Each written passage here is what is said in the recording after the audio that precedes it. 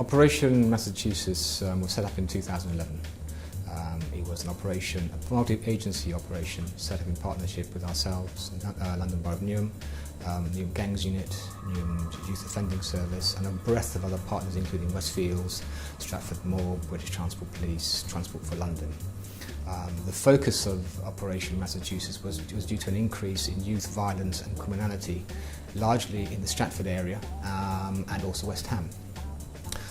This was the venue for the Olympic Games in 2012, and so we had two major concerns. One, originally for the residents who live in that area, but also for the reputation of the borough, but also the wider reputation of the Games and the UK as a whole.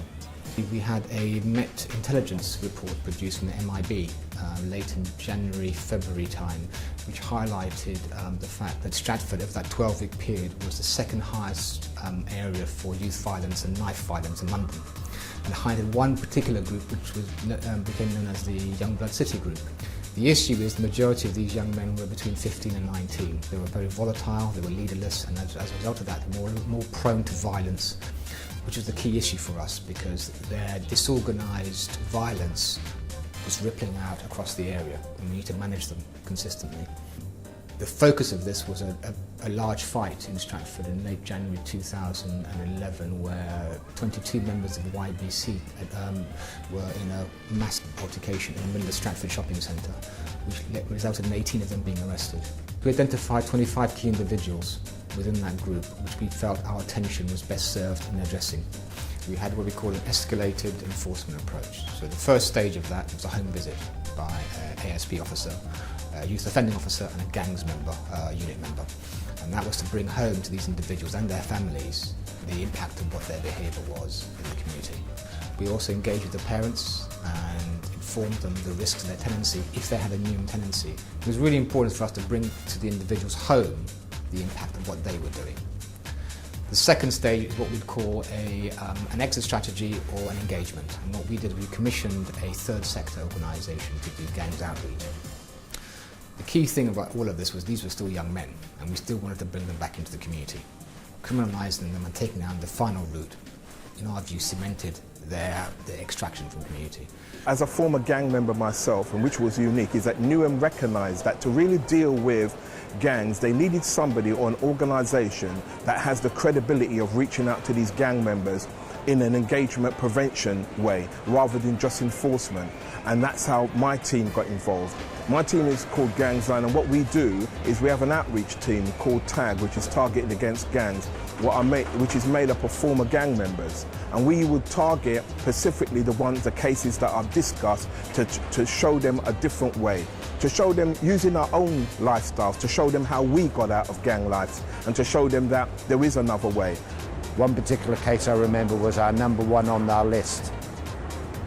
Previous convictions for a number of robberies and violence. But through engagement, we were able to help this individual come out of the gang, started working in a different environment. He broke away from the gang, which was very difficult, and it showed how much work actually is involved in breaking somebody away from this lifestyle. It wasn't easy, we persevered with it, and in the end it was a huge success. That individual now is no longer a gang member and is living a normal life. If the exit options had been refused by the individual and they'd refused to engage with TAG's Gang Line, we then went out to use all the full range of our enforcement powers across the partnership to address that. We would seek to take the tenancy away if they were the Newham tenancy. The gangs unit would engage with them on a daily basis on the street when they're home. We would seek to put an antisocial behaviour order in, which would restrict their activities, their areas of operation, and those they could associate with. We'd look at issues around their benefits and how they made their income. So basically, we made life exceptionally uncomfortable for them on a day-to-day basis, which disrupted their ability to associate with the gang members, but also restricted their ability to undertake criminality. Overall, the operation for us has been a resounding success.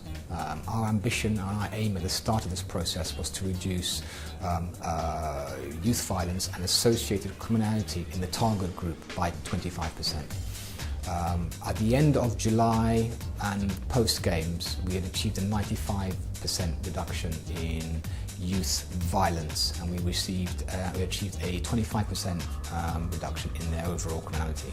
So an overall 75% reduction overall.